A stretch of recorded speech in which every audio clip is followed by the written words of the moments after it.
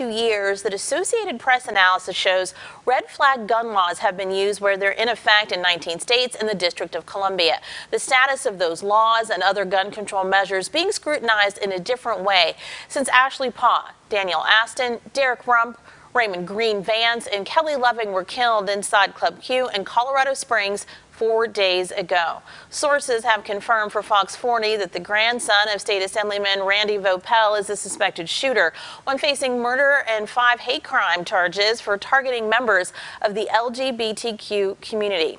Samuel Garrett Pate with Equality California joining me now live to talk about this renewed look at this country's stance toward these laws. Samuel, good afternoon. Good afternoon.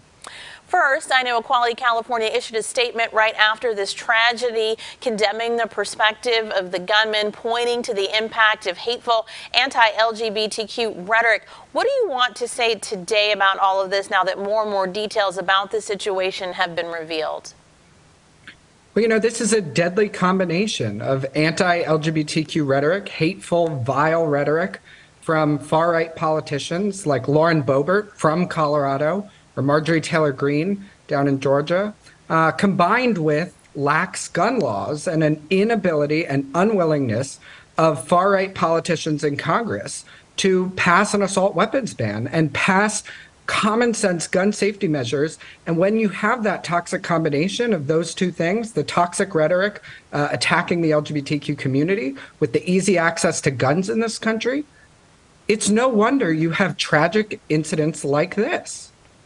Court documents show that the suspected shooter says he is non-binary, wants to be referred to by the pronouns they and them. People just hearing that might think that the non-binary reference would fall under the entire LGBTQ umbrella. So they're having trouble understanding why would someone who calls themselves non-binary target perhaps other non-binary, non-gender conforming people and gay people inside Club Q.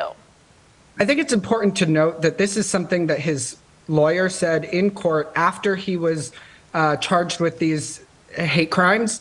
None of that has been verified, and I don't think we should jump to the conclusion that what someone says in the moments after they murder 5 people in cold blood is automatically going to be true. But I'll tell you this, whether this is hatred toward the LGBTQ community or self-hate, it is still grounds for a hate crime. And states like California and Colorado have long ago banned the so-called gay or trans panic defense, where someone could use the victim's identity as an excuse to commit a hateful act against them. So, you know, I don't think that this should be the focus. I think the focus should be on the hateful rhetoric directed at the LGBTQ community from people like Marjorie Taylor Greene, who, by the way, just days after this tragic incident, went on Twitter this morning and referred to State Senator Scott Wiener from San Francisco as a communist groomer, again repeating these hateful anti-LGBTQ tropes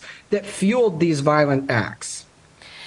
Equality California's statement about all of this paired with references you've been talking about to hate-filled anti-gay rhetoric and the lack of common sense gun safety laws continuing to fuel violence as long as politicians refuse to act. Colorado has acted. There are red flag gun laws in place which take weapons from people who are deemed dangerous to themselves or others. But the accused gunman, Anderson Lee Aldridge, had a deadly bomb threat kidnapping incident involving his own mother. And still there's no record of police or relatives moving to try to take any guns from him. Must be very concerning to you. Well, I think it's concerning, but it's also concerning that it seems that those records were sealed after he was charged with that crime. And so I think as this investigation goes on, we ought to look at the places where there were loopholes in the law, and we got to close those loopholes. But what's clear is that as long as Congress refuses to enact nationwide gun safety laws, there are going to continue to be loopholes that allow people to get weapons of war in other states that have lax laws, or exploit loopholes like the gun show loophole that exists in federal law in order to get weapons and commit crimes. We need Congress to enact nationwide, consistent, common sense gun safety laws in order to protect American lives. And I think you have to look no further than the laws in countries around the world that protect against gun violence every day. We are the only country like ours that has this problem. Huge topic. We are out of time, but we do want to mention that Equality California, on your Twitter page, you're asking people to sign a petition telling senators to pass H.R. 1808. That's the assault weapons ban of 2022 before gaveling out for the year. Everybody knows Congress is going to be changing. We will have you back to talk more about that. Thank you so much for joining us today. Thank you for having me.